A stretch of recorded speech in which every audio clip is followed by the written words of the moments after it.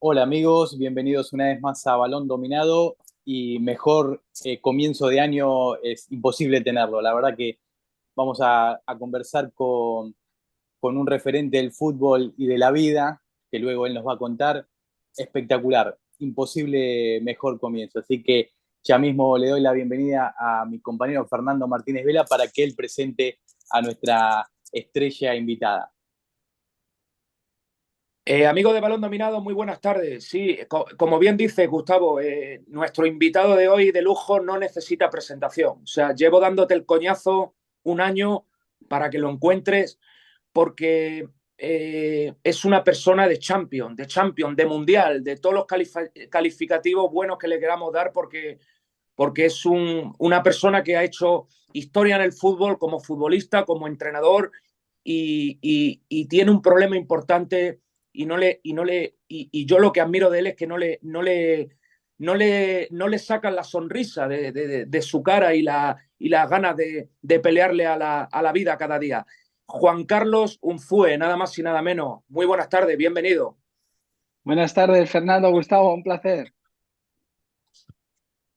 Genial, genial. Para nosotros es un verdadero lujo. Fer, comienza a hablar de fútbol con él.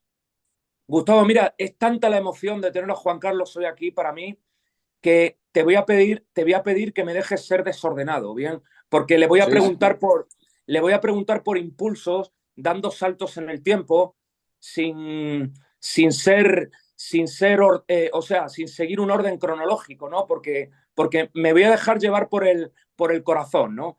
Entonces, lo primero que le quería yo preguntar a Juan Carlos, que es que yo la primera referencia que tengo de él fue aquella final del Mundial Sub-20 que España pierde contra Brasil, que fue un acontecimiento en España que Televisión Española retransmitiese en directo Sí. aquella final. Entiendo que tú, Juan Carlos, tendrás un cariño muy grande de aquel equipo y de aquellos días.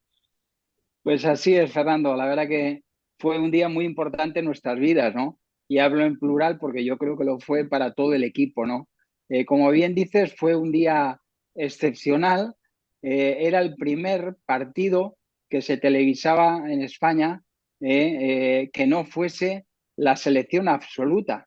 Entonces, claro, ahora estamos acostumbrados a ver partidos televisados de cualquier liga en cualquier momento, primera, segunda división, incluso primera red, aquí en España, segunda red, pero en aquella época, claro, no existía eso, ¿no?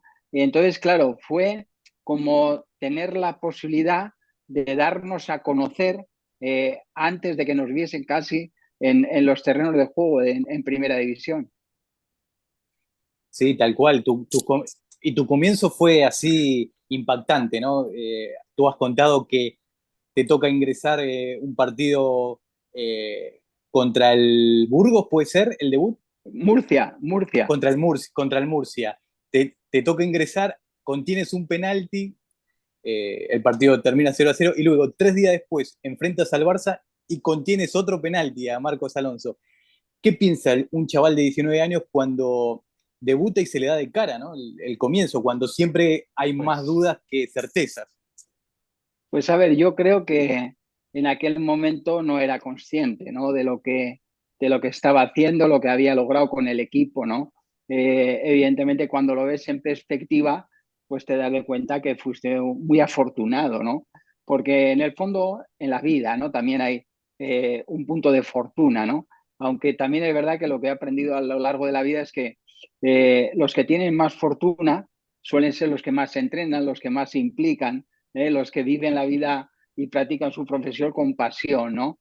Entonces, nada te garantiza nada, pero si lo haces de esta manera, estás más cerca de que esa fortuna caiga de tu lado. Mira, Gustavo, yo tuve mucha suerte con las primeras impresiones y las primeras impresiones, además, están muy relacionadas con los penaltis, porque a esa final que fue televisada que ha comentado Fernando en el 85 en Rusia, llegábamos como consecuencia de haber ganado en la final, perdón, en la semifinal a Rusia, metiendo mi compañero y amigo Andoni Goicoechea el gol del empate en el minuto 119 y yo parando dos penaltis en la tanda de penaltis. Entonces, claro, si eso no se hubiese dado, ese partido no se hubiese televisado.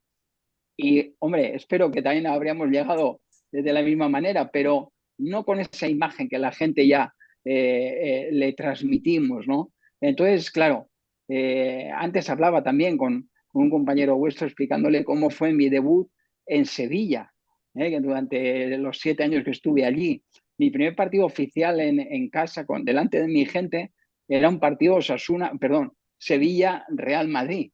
Y estando 0-0, también penalti en contra y lo tira Hugo Sánchez, que era un especialista.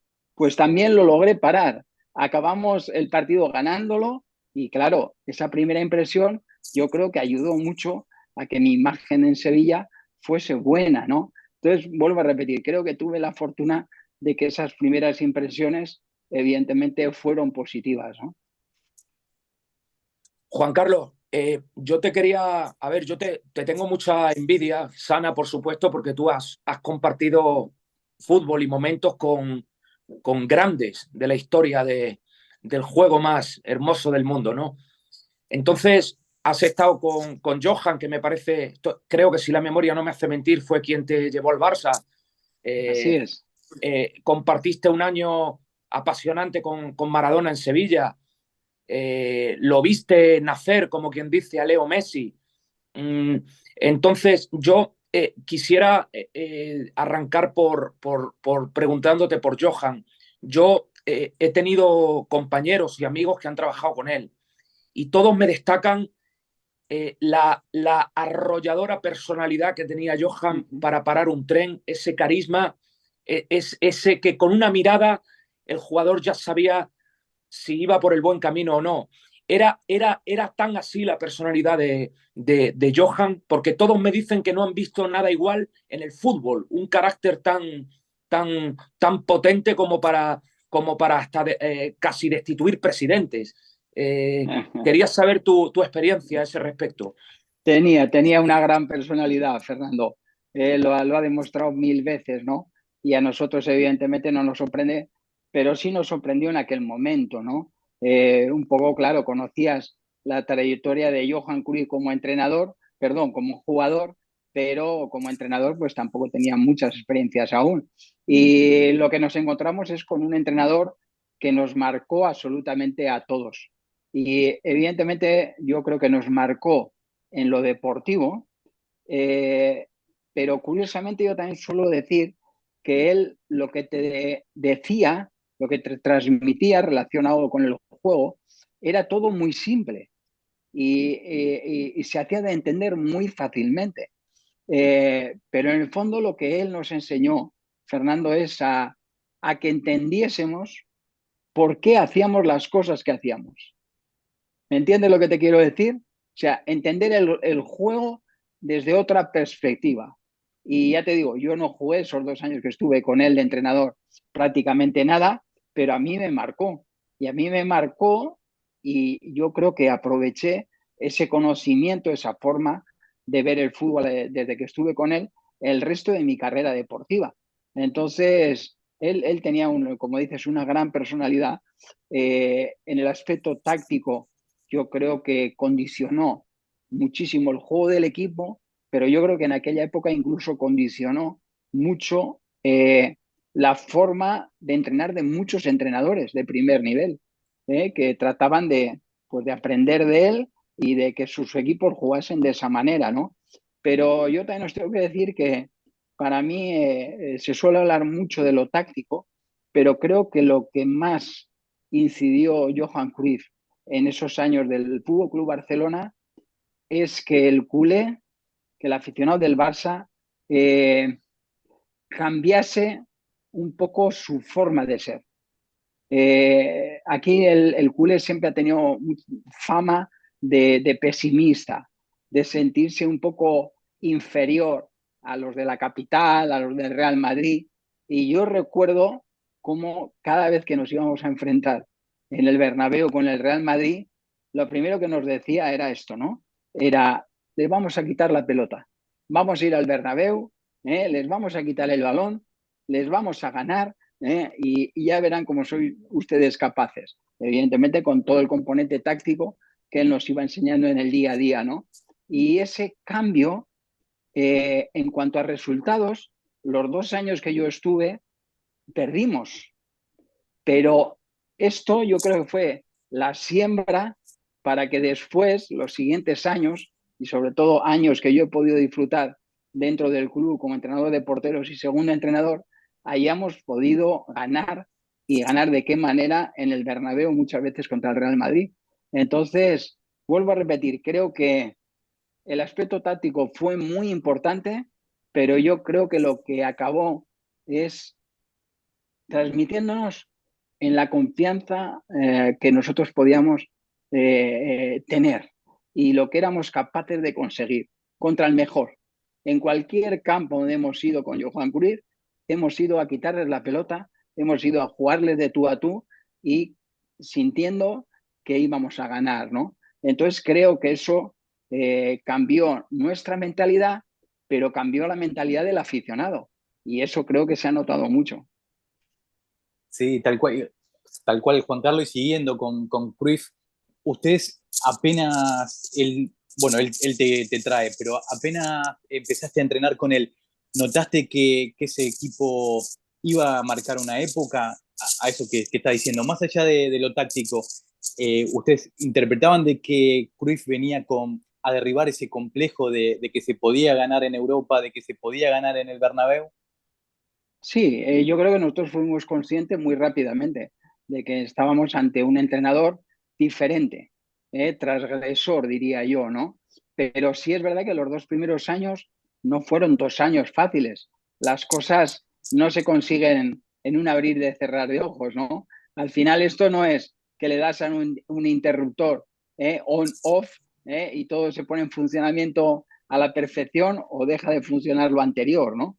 Entonces, las cosas, y sobre todo cuando estás intentando aplicar algo diferente, requieren tiempo. Y lo que hubo en ese momento fue un poco de paciencia, porque el primer año, recuerdo que ganamos la Recopa contra la Sampdoria, el segundo año se ganó la Copa del Rey contra el Real Madrid. Pero es que en aquel momento yo recuerdo, antes del partido, que se transmitía en el entorno del Barça que si no ganábamos la Copa del Rey ante el Real Madrid, que posiblemente le echaban a Johan Cruyff. Y entonces yo ahora suelo decir a los culés, ¿no? Cuando hago entrevistas, digo, tirar un poco de hemeroteca, mirar que cuando mayor y mejor y más paciencia hemos tenido, mejor nos han ido las cosas. Porque claro, imagínate lo que nos habríamos perdido si le echan aquel año en el 90, ¿me entiendes? Tal cual. No, de hecho, Juan Carlos lo confesó después el presidente Núñez. Menotti estaba esperando en un hotel. Sí, sí. Eso se llegó a saber, tienes razón. A ver, creo que cometió el error de al presentarte no hablar de, yo creo que lo sabemos todos porque eres una persona muy mediática, esta terrible enfermedad neurodegenerativa, la ELA, con la que estás peleando. Yo te quería preguntar lo siguiente, porque fíjate, como te he dicho, nosotros aquí tenemos un club de fútbol en Ucrania y tenemos chicos que tienen hermanos en el frente de guerra, uno de ellos tiene al padre en el frente de guerra. Entonces, o sea, el fútbol, los valores del fútbol, los valores del deporte, les da mucha fuerza. Y fíjate lo que hemos descubierto. Hemos descubierto que ahora en el parón invernal es cuando se deprimen, es cuando sufren, porque están en casa, en el sofá, pensando. En cambio, nos ha dicho el psicólogo del equipo que cuando están jugando se liberan y el fútbol les ayuda en todos los aspectos. Yo la verdad que te admiro porque con ese gran problema que tienes mantienes siempre la sonrisa, mucha fuerza y le peleas a la vida con dignidad. Los valores del fútbol te han ayudado, te han servido mucho, han sido el motor para poder afrontar esa terrible enfermedad. Pues mira, Fernando, primero decirte que entiendo perfectamente esta explicación que has dado de esos jugadores tuyos, ¿no? Al final, si tú estás entretenido, si tú estás sintiéndote útil, pues lo demás pierde un poquito de valor, ¿no? En el sentido, sobre todo, de que sea una preocupación. Entonces, yo tengo claro, Fernando, que el tipo de vida que he tenido, los valores que he adquirido a través del fútbol, me han servido para llevar la enfermedad como la llevo. Pero también os tengo que decir que con toda seguridad, con toda certeza, sé que no hay que ser futbolista profesional ni deportista profesional para tener la mejor actitud posible ante una situación la más complicada. ¿Por qué os digo esto con esa certeza? Porque me lo han demostrado compañeros y compañeros de enfermedad en una fase más adelantada que la mía. Os explico. Se transmiten a través de una pantalla y sus iris, porque han perdido la posibilidad de hablar. Se alimentan a través de una sonda y están en este mundo después de haberse hecho una traqueostomía y a través de un respirador. Y lo que me han transmitido esos compañeros y compañeras es que quieren seguir disfrutando y viviendo la vida, a pesar de todas esas limitaciones que sienten. Y claro, esos y esas compañeras no son futbolistas profesionales, no han sido futbolistas ni deportistas profesionales. Entonces yo lo que quiero transmitirte con esta contestación es seguridad y confianza a cualquiera que nos esté escuchando. Cualquiera de nosotros estamos capacitados para tener la mejor actitud posible en momentos de dificultad. Pero para eso, evidentemente, lo primero que tenemos que hacer es creer en nosotros mismos. Y a veces, que creo que esta es la clave, aceptar algunas cosas que ya no podemos ni controlar ni cambiar. En mi caso fue el diagnóstico de la ELA. Tal cual.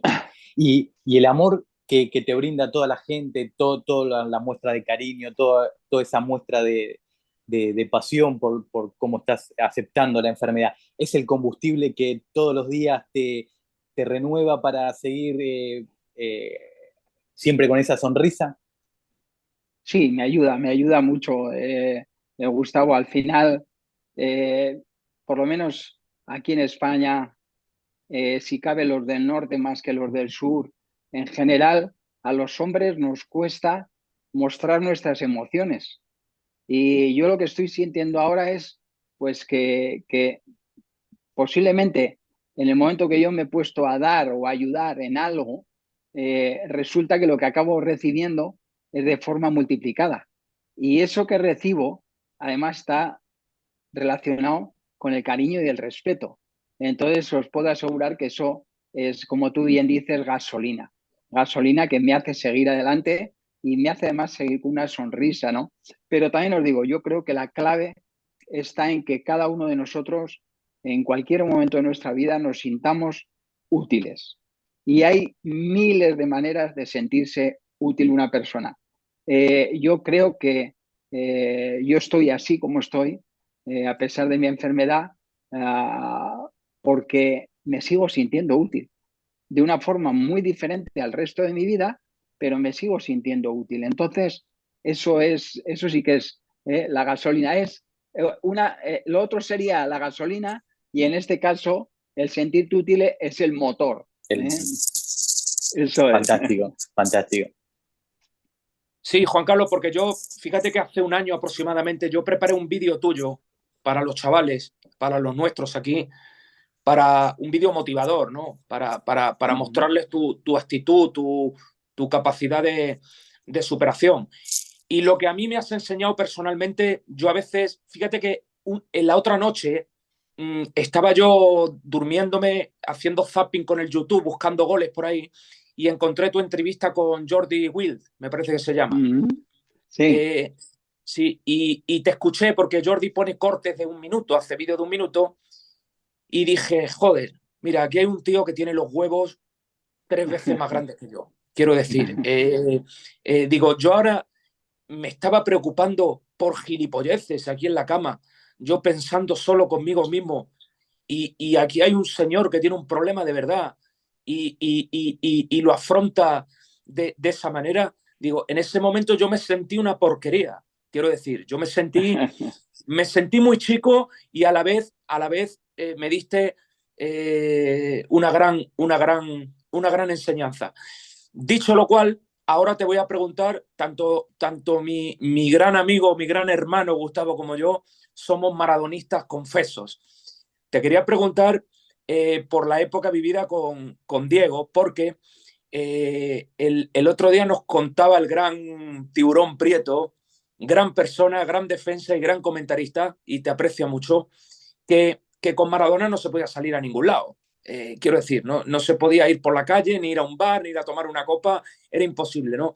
Y dice que vosotros os montabais en la habitación del hotel de algún compañero, cuando estabais concentrados, os montabais la fiesta entre vosotros y esas fiestas, entre comillas, se convirtieron en inolvidables, ¿no? Porque vosotros le mostrabais esa admiración al dios del fútbol y le preguntabais de todo y él con gran humildad os contestaba uno por uno. Me gustaría que nos contase si te acuerdas de aquellos eventos a los que se refería el gran Tiburón Prieto.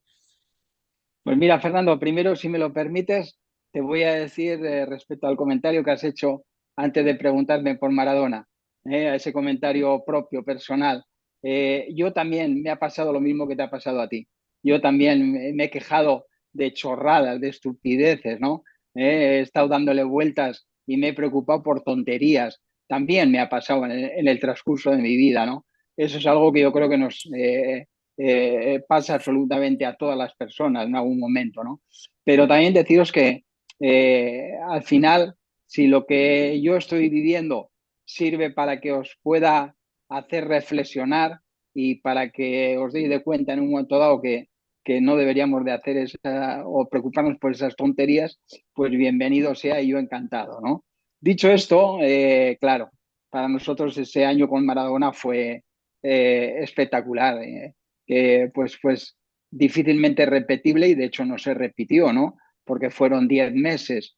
Yo siempre suelo decir que a mí de Maradona, de Diego, me llamó la atención primero su cercanía y hay un detalle que además a mí me cuesta muchísimo y por eso quizá le doy más valor y es que él al segundo día de estar con una persona, y hablo por ejemplo de la gente que está alrededor del equipo, de los jugadores, los fisios, los utilleros, el jardinero, él al segundo día de estar con él ya se acordaba el nombre de todas las personas. Y entonces no venía, te decía buenos días. No, te decía buenos días Juan Carlos o buenos días Pedro. Y entonces, claro, eso escucharlo de Maradona al segundo día que te ves con él, pues a mí por lo menos me dejaba maravillado. Y vuelvo a repetir, lo valoro mucho porque a mí me cuesta mucho el quedarme con los nombres de las personas que voy conociendo, ¿no? La segunda detalle que me llamó la atención es era una persona espléndida, con sus amigos, con los que iba conociendo. Y a veces dice, joder, pero eso que me cuentas, pero Maradona tenía mucho dinero, y eso para él era fácil. Y le digo, yo he visto gente con mucho dinero que no suelta un euro, y él lo hacía. Y os voy a poner un detalle.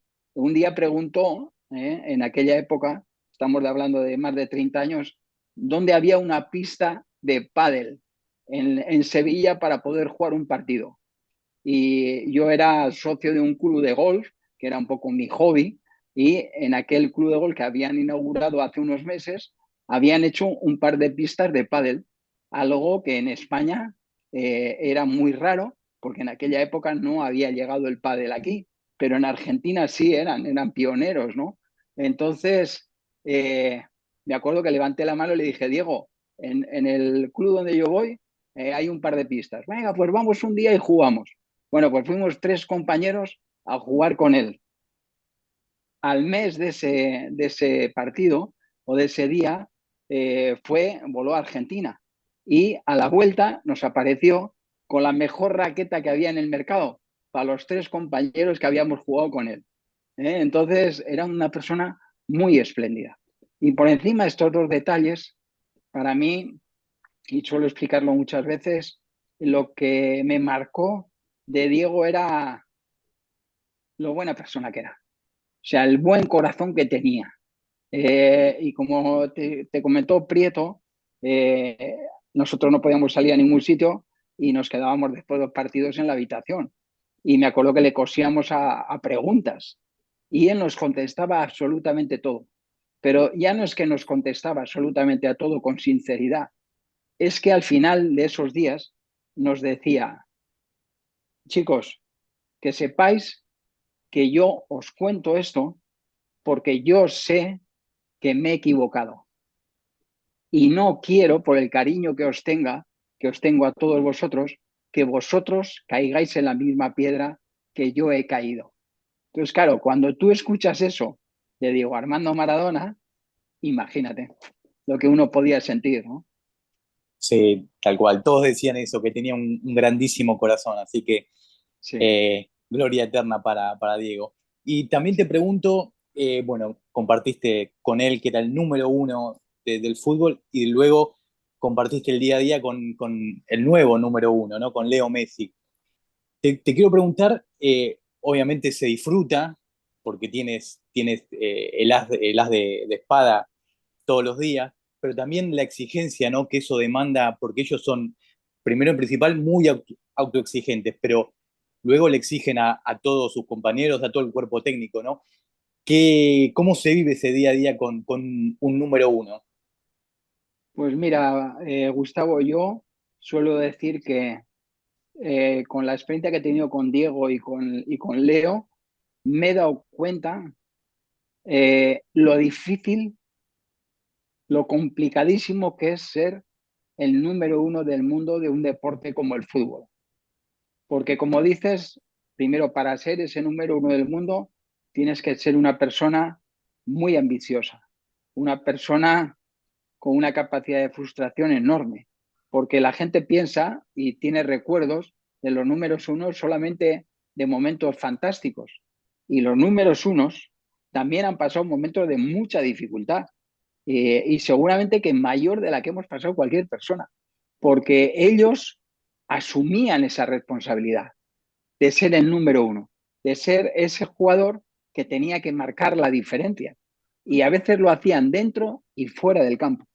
Entonces, yo lo primero que aprendí es esto, ¿no? Pero después yo creo que lo que ha hecho Leo, por ejemplo, yo digo que lo vamos a valorar el día que ya no esté jugando, porque creo que lo que vamos a valorar en su justa medida es casi lo imposible que puede llegar a ser el número uno del mundo durante prácticamente toda tu carrera. O sea, Diego estuvo unos cuantos años, pero fueron muchos menos que los que ha tenido Leo. Entonces, yo creo que el año pasado con el Mundial, yo creo que cerró un poco ahí, pues eso, lo que él ya necesitaba, ¿no? Pero claro, que un chico debute con 16 años, ya sea campeón de Europa con 18 prácticamente, que de pronto acabe siendo campeón del mundo y máximo protagonista con 35, pues eso pone en valor su forma de ser, su capacidad, su estado de ánimo, ¿no? Porque, vuelvo a repetirte, Gustavo, eh, yo suelo decir también a veces, ¿no? Me habría gustado estar en la mente de Diego y de Leo, pero solamente 15 minutos, 15, 30 minutos, como mucho un día. Y sobre todo en esos momentos de dificultad, de frustración, porque yo estoy seguro que el nivel de frustración que ellos tenían era muchísimo mayor del que hemos podido sentir cualquier otra persona. Juan Carlos, te voy a hacer una pregunta de porteros, Venga, porque me gustaría saber tu opinión, porque a lo mejor me quitas la razón, pero quítamela porque si es necesario, porque yo es que yo comento partidos, o sea, colaboro con Gustavo, pero comento partidos en la tele también. Y yo tengo una ajá, pelea con todo el mundo por el tema de los porteros, porque yo hago la siguiente reflexión.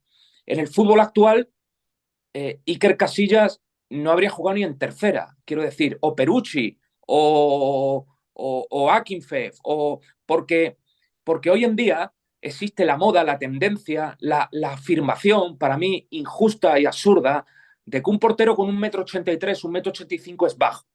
El otro día estaba yo hablando con el asistente de Jürgen Klopp, me decía, no, es que si te viene Van Dijk en un córner cogiendo carrerilla, un tío de 2 metros, el portero de 1,83 m, digo, pero vamos a ver si yo, para mí, el mejor portero de la historia, ojo con lo que estoy diciendo, de la historia, fue Iker Casillas, y medía 1,83 m. Entonces me gustaría saber tu opinión porque creo que tú no eras excesivamente No, corpulento.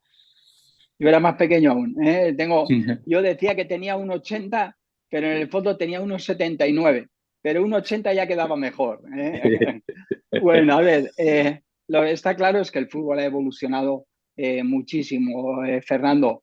Y en el puesto de portero, quizá es el puesto que más ha evolucionado bueno, las responsabilidades, ¿no? Porque ahora ya no te piden solamente que pares, no, te piden que seas el primer jugador en crear una superioridad, tienes que tener la técnica y el golpeo de balón puede tener cualquier jugador de campo, y además pues tienes que seguir parando y a poder ser lo máximo posible. Yo creo que esos porteros que has nombrado, si hubiesen jugado en este momento o si hubiesen estado en este momento, se habrían adaptado seguro a las necesidades que hay hoy o que requiere el puesto de portero. Evidentemente, hoy se juega un fútbol diferente, y entre otras cosas, por ejemplo, no necesitas a un portero que tenga, vamos a decir, una gran capacidad para defender balones aéreos, porque la cantidad de balones aéreos donde el portero puede salir a despejar es mucho menor que hace 15 o 20 años, o 30, ya no te digo, ¿no? Entonces, claro, es cierto que esos balones que hoy centran, los jugadores tienen mayores capacidades técnicas, tienen más fuerza y evidentemente el balón viene mucho más rápido, por lo cual para cualquier portero actual es muy difícil salir a ese tipo de balones, ¿no? Entonces yo lo que sí me llama la atención, Fernando, es que antes cuando había un portero de 1,90 o de ahí por encima, normalmente eran porteros muy poco reactivos, más bien lentos, se les veía respecto a los que éramos más pequeños, ¿no? Entonces, yo ahora lo que percibo es que porteros con 1,90, 1,95 incluso, son reactivos al máximo, son buenísimos debajo de los palos. Y te puedo hablar de Oblak, te puedo hablar de Courtois, que los tenemos por aquí cerca, o sea, y hay un montón a nivel de mundial, ¿no? Entonces, yo creo que se habrían adaptado sin ninguna duda, y evidentemente que hoy las capacidades de los porteros son mayores y han mejorado, y sobre todo han mejorado en este sentido, en la capacidad de reacción, de reactivarse. Esos porteros, sobre todo grandes, que hace 30 años pues eran porteros pues casi desgarbados, ¿no? Tal cual. Juan Carlos, siempre se dice que el Ajax de Cruyff, la Holanda del 74, es como un antes y un después, ¿no? En la evolución del fútbol. Y te pregunto si en los libros de historia de aquí a varios años, el Barça de Guardiola y después todo lo que Pep hizo, tanto en el Bayern Múnich como en el Manchester City, va a quedar marcado también como un mojón en la historia, va a ser un antes y un después también, por todo lo que Sí. Pep involucró al fútbol actual. Sin ninguna duda, sin ninguna duda. Yo al final, que he podido tener la suerte de trabajar con Pep Guardiola también, de 3 de sus 4 años aquí en el Fútbol Club Barcelona, como entrenador de porteros, te puedo decir que ha sido tan transgresor que lo que fue Johan Cruyff. O sea, yo en Pep Guardiola pude sentir, recordar las bases que había escuchado de Johan Cruyff, pero con una evolución sobre todo en el aspecto táctico ofensivo, enorme. Con esa capacidad que te decía de ver el fútbol desde otra perspectiva, ¿no? Entonces yo creo que lo que ha hecho Pep Guardiola, lo que sigue haciendo a día de hoy, va a quedar marcado en la historia, pero ya no solamente por lo que ha conseguido, sino por cómo lo ha conseguido, ¿no? Porque al final yo creo que los que marcan historia son los que aunan las dos cosas, ¿no? Sí, hola. Sí, sí, Sí, te escuchamos, Sí, Fer. que me cortó se había quedado congelada la pantalla, perdón. Eh, te quería comentar una curiosidad que te acordarás. A mí mi padre, que lo saludo desde aquí, cuando yo era muy chico, nosotros vivíamos en Málaga y me regalaba por los cumpleaños ir a partidos del Sevilla, porque en Málaga no había fútbol de primera. Málaga estaba en tercera, segunda B. Y yo iba mucho al Sánchez Pizjuán a ver a tu equipo, ¿no? Y recuerdo un día en la grada del Sánchez Pizjuán que compramos una entrada de tribuna, de preferencia, no me acuerdo, y había un grupo de 25, 30 mujeres que era la Peña Unzúe. Y así. estuvieron los 30 minutos cantando canciones de Unzúe. Y mi padre me decía, cojones de Unzúe. Entonces, digo que como curiosidad, fíjate, tanto tiempo después nos une el destino. Te acordarás, supongo que tendría relación, ¿no? Con esa peña que creo que eran todas mujeres, te tenían como una especie Sí. de Beckham. Sí, sí, así es, así es. Pues mira, tuve la suerte de ser el primer jugador con una peña femenina. ¿Eh? Estamos hablando de los años 90, ¿no? 30 años atrás. Pues mira, lo más bonito de aquello, ¿sabes qué es, Fernando?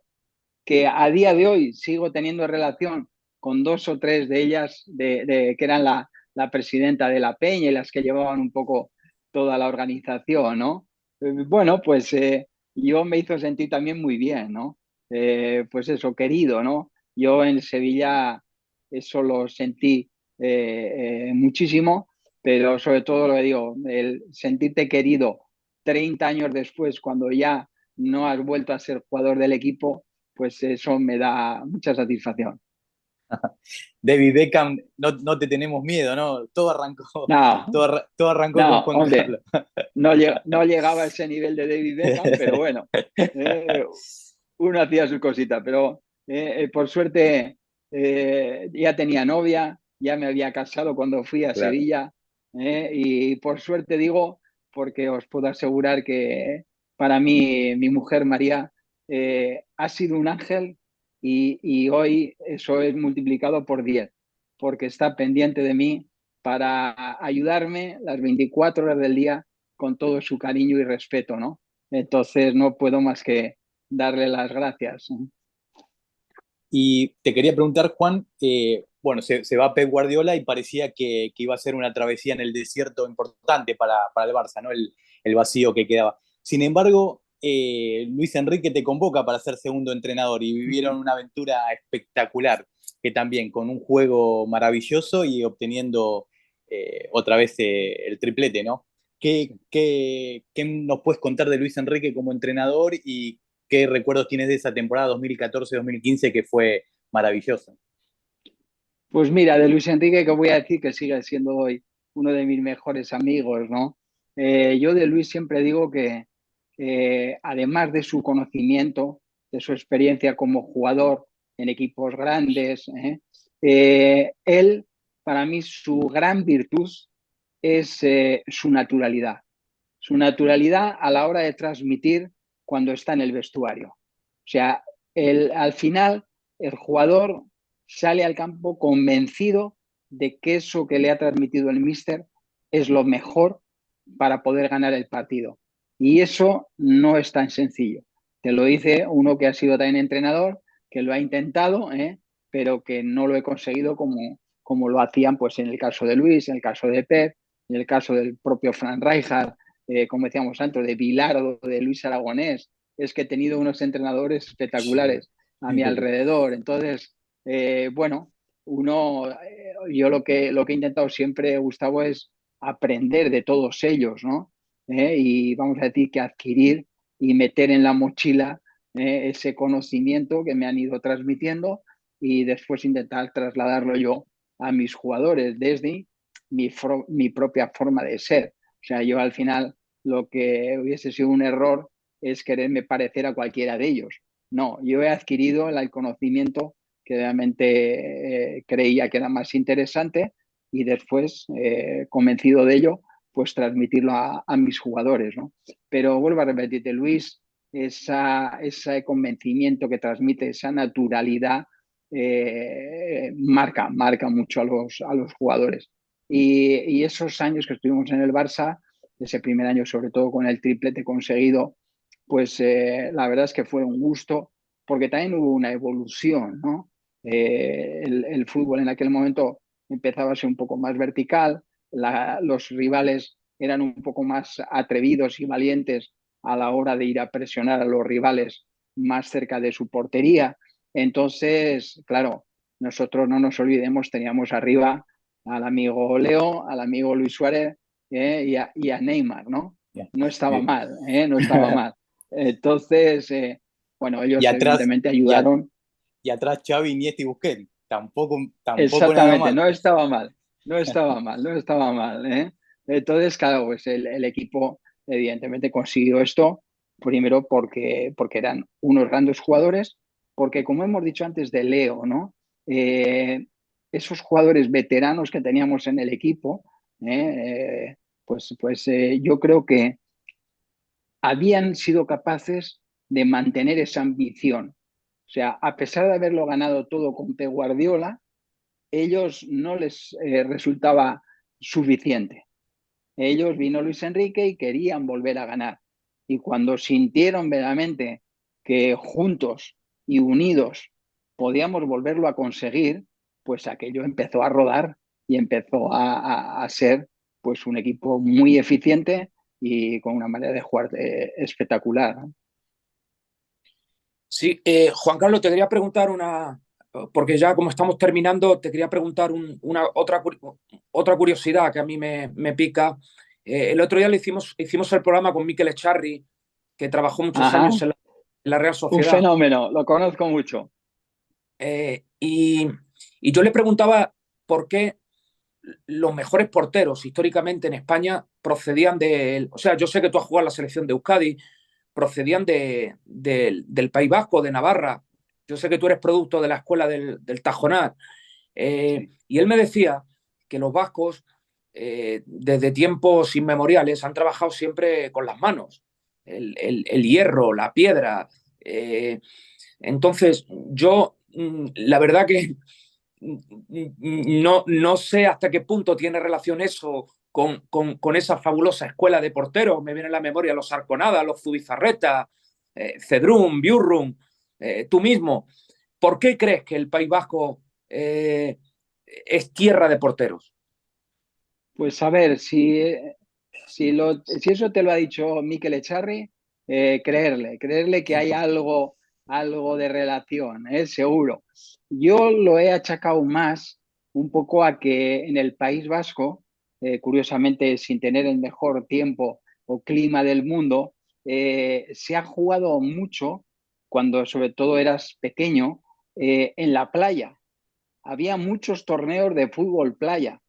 Entonces, yo creo que quizá en la playa puedo pensar que era más fácil ser portero que en campos de tierra y de barro, ¿entiendes? Complicados que en aquella época había. Entonces, ese miedo a tirarte al suelo y no hacerte daño, pues quizá también ayudó un poco, ¿no? Y después yo creo que hay también una relación muy grande con el tipo de ídolo que tú has tenido. Claro, si tú al final vas viendo que van saliendo jugadores, en este caso porteros, de primerísimo nivel, y tú los tienes como referencia al lado de tu casa, pues eso también ayuda, ¿no? Y claro, Zubizarreta siempre ha dicho, le ha entrenado y ha trabajado con Iríbar, y para él era su ídolo. Claro, yo he jugado contra Arconada, era mi ídolo, ¿entiendes? Entonces, ver eso tan cercano a ti es como que te da confianza también a que tú lo puedes conseguir. ¿Por qué no? ¿Por qué no? Si él también está ahí cerquita de ti, y vive al lado tuya, ¿por qué no vas a pensar que tú puedes ser? Entonces yo creo que quizá estas connotaciones pueden tener algo de relación, ¿no? Bueno, Juan Carlos, la verdad que muchísimas gracias. No, te podría decir 50.000 veces muchísimas gracias por aceptar esta invitación, por tu tiempo que nos has dedicado. Y bueno, Perdona, lo mejor. Gustavo, Sí, perdóname, ¿le puedo tirar otra? Una más, por sí, favor, una más. sí, sí, sí. ¿Quién ha, Adelante, adelante. quién ha sido, Dispar- quién ha sido el mejor portero de todos los tiempos para ti? Te lo digo porque yo vivo en la tierra de Lev Yashin, de la araña negra, y aquí, mira, yo tengo un vecino octogenario que cada vez que me lo cruzo con el perro, eh, mm, me retiene una hora contándome anécdotas, historias, vivencias de Yashin. Entonces, ¿quién ha sido para Juan Carlos Unfue el portero por excelencia? Pues mira, yo creo que si me quedase o dijese uno nada más, Fernando, seguramente que me puedo equivocar, ¿no? Yo antes te decía que para mí, y ha sido además mi único ídolo en mi vida, ha sido Arconada. Evidentemente para mí fue muy bueno, pero claro, a veces también me suelen preguntar, ¿quién es mejor para ti, Maradona o Leo Messi? Y le digo, ¿qué necesidad tengo de quedarme con uno cuando he podido disfrutar a los dos? Entonces, digo, en este caso, claro, al final, ¿qué nos llama la atención? Los que nosotros hemos visto. Pero claro, nosotros no hemos vivido toda la historia del fútbol. Entonces claro, yo no he visto, bueno, en algún vídeo he visto parar a Yassin, ¿me entiendes? Pero no lo he visto jugar. Entonces no puedo, vamos a decir, hacer o dar el nombre de alguien como mejor de la historia. Yo puedo decir el que para mí ha sido el mejor durante esos años y en ese, vamos a decir, espectro de porteros que yo he conocido, ¿no? Tal cual, tal cual. Bueno, ahora sí, muchísimas gracias. Sos un campeón de la vida. Y bueno, también saludo a Fer para la despedida final. Juan Carlos, muchas gracias por todo, por enseñarme tantas cosas. O sea, me las habías enseñado antes de conocerte. De verdad, muchas gracias de corazón. Pues, Te pongo como ejemplo muchas veces, en el club pues, y en mi casa. pues muchísimas gracias, Fernando. Un placer, Gustavo, estar aquí con vosotros y sobre todo decirle a la gente que nos escuche que crean más en sus posibilidades. Que lo que he podido comprobar yo es que las personas tenemos una capacidad de adaptación y de superación enorme, muchísimo mayor de lo que nunca hubiésemos imaginado. Pero para eso tenemos que creer en nosotros mismos, tenemos que tener una buena autoestima, porque digo yo, si nosotros no nos queremos, ¿quién nos va a querer? Al final, si tú eres positivo, lo que transmites es positivo. Si tú eres negativo, lo que transmites es negativo. Entonces la gente nos va a ver en relación a cómo somos. Pues tengamos esa confianza en nuestras capacidades. Y mucha suerte, Fernando, por Ucrania. Encantado, Muchas, Gustavo, de conocerte. Un placer y feliz 2024. Vamos, vamos, vamos Venga, por más. a Chao, disfrutarlo chao. todo lo que se pueda.